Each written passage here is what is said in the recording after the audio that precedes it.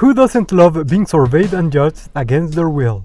That's right, it's Elf on a Shelf time!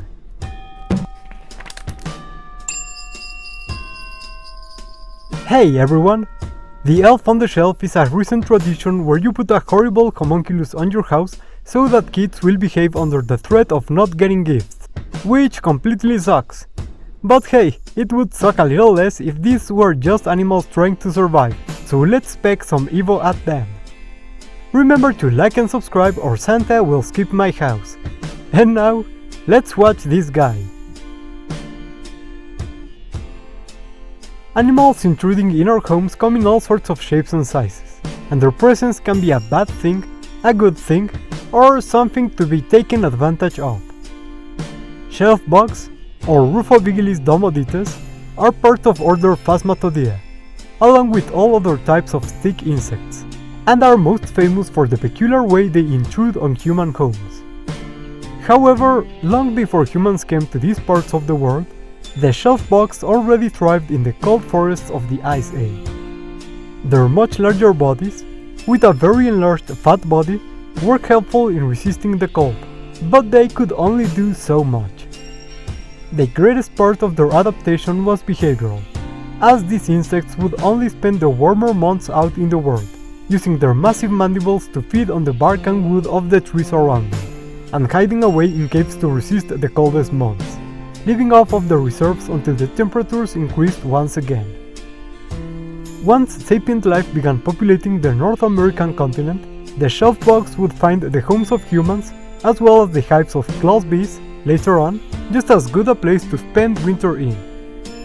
While the reactions of earlier humans are unfortunately lost to time, it is likely they were similar to those of modern ones.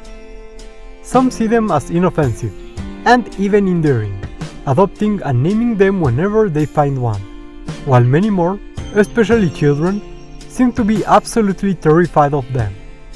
This is understandable given their striking appearance, as well as the way they freeze in place and stare whenever someone sees them.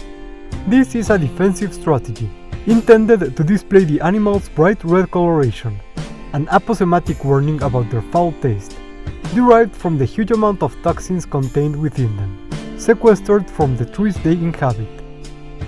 People, and especially curious children, are encouraged not to touch them. The shelf bugs will only resume moving once they are left alone, a behavior that only adds to their creepiness.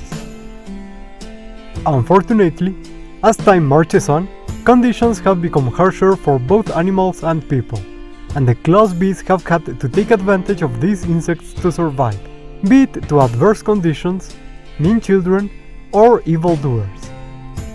Claus bees have taken to placing advanced equipment on wild populations of shelf bugs in order to track their health and status. If the Claus bees detect that the shelf bugs have been harmed, have become ill or died, be it by human activity, adverse environmental conditions, or something else, they will take appropriate precautions before moving in and delivering gifts in the area, thus ensuring their own safety.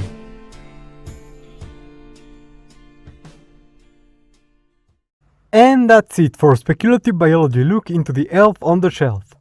Now, y'all know I love making cursed and horrible little monsters, but I was incapable of designing something as horrible as the original elf already is.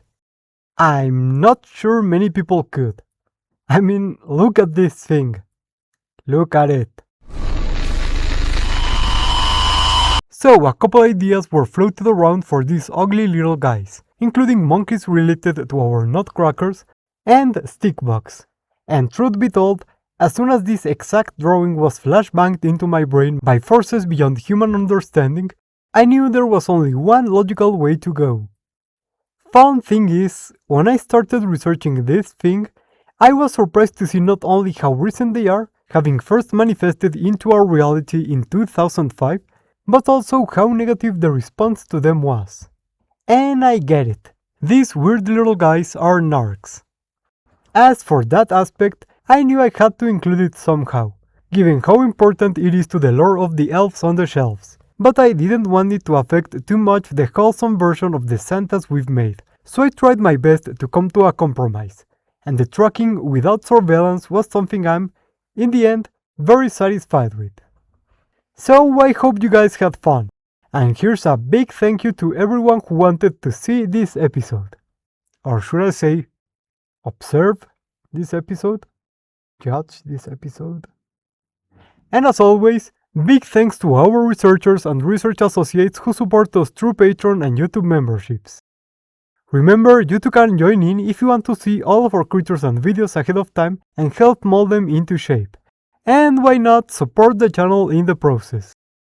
Or you can also like, subscribe, or write a comment telling me any type of creature you'd like me to give the Spec Evo treatment in the show.